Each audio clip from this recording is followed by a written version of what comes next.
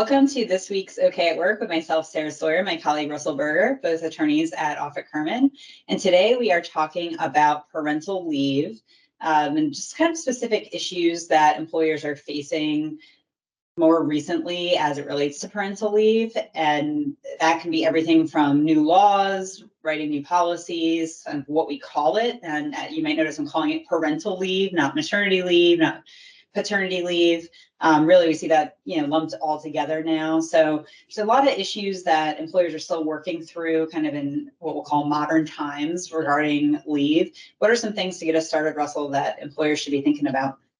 Yeah, well, a couple things. First off, one of the things that we are seeing more of is the distinction between the recovery period for giving birth and the physical challenge of recovering from giving birth and recovering from it, as well as then the bonding time with a new child, a new family member. And so lots of policies are now being written where the birthing parent will be given, a period of time off, and oftentimes it's tied to the amount of time, that they would get qualified for short-term disability. And they'll get a period like that off, and then all parents, whether they gave birth or not, will get the bonding time with the new child. So just at a high level, that's one of the concepts that is taking hold and really commonplace now. And then one of the other things that we've been getting questions on is work during parental leave, and particularly if it's FMLA leave, there's a law in place. And usually when we write parental leave policies, we write them to kind of match with that, whether it's technically FMLA or not. And usually what we say is, what the FMLA definitely says is only de minimis work is permitted while out on FMLA leave. So lots of times parental leave policies will be written in the same way and obviously incorporate that if it applies. And what that really means is, like, if you need to find something, it's okay to call and ask a question. Hey, where's this email? Where did we leave off on this project? That sort of thing. But not to have the person actually do any kind of heavy lifting or any kind of like really substantial work while they're out on leave. Yeah, I think this has become a lot more challenging with remote work because it's easier for folks when they're on leave to want to get in there and start doing more substantive things.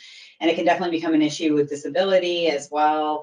And you might also, as an employer, have people asking to want to do work, depending on what their role is. They have this urge and want to like keep moving the ball forward and get involved. And if they peek into their email box and start doing some de minimis work, they can't help themselves but to start doing more and more work. So it's really important to have those strong policies around it. This also comes up in the context of intermittent FMLA. So maybe someone coming back, actually coming like somewhat fully back, but then taking some additional FMLA leave intermittently or asking to. So it does make things a little bit more, creative, I guess is maybe the way to put it, that employees and employers are getting more creative on what this leave might look like. And a lot of employers will say, well, I really want to encourage people to take the time, and I want them to take the time. And some employers will pay for that time to encourage employees to take it, those types of things. There's a lot of different ways to do it.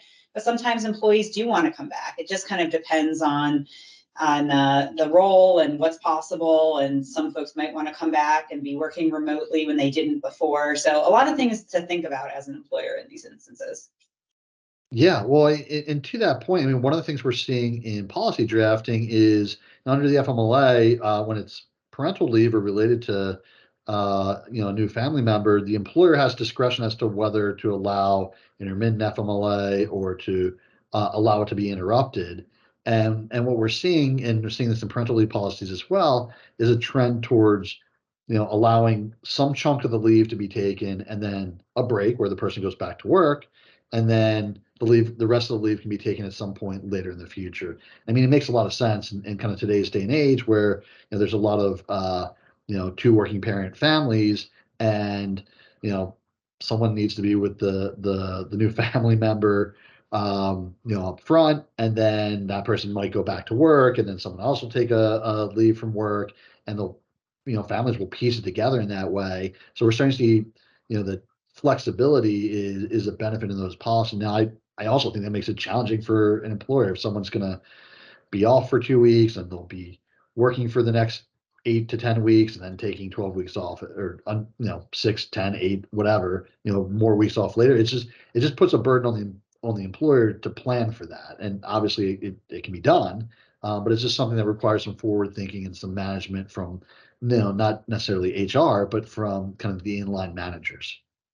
Yeah, if you're piecing it together and kind of giving a lot of different people different types of leave in that respect too, it can open you up to potential for treating people differently inadvertently and creating a pattern that might be discriminatory and different things like that. So that's another reason to really have a plan in place. It's not to say that there isn't going to be different factual circumstances, especially when you start thinking about the health of someone who maybe was the birthing parent. That can add a whole new other layer that we won't get into because we don't have time to today. Maybe we'll do that in another video, but there can be a lot of factual layers to this. But you do want to be conscious of the fact that you want to have a plan. There might be diversions from that plan, but try to keep things equal and have some type of plan when these situations arise. And I think really a good takeaway on this is that based on recent law, legal challenges or new laws, and based on remote work and all this kind of new landscape, if you haven't looked at your parental leave policy in a while, you should. I think is a good takeaway here before you end up in one of these situations where you get in all these questions and you're not quite sure how to answer them. Well, thanks, Russell. We'll see you next time. Thanks, Sarah.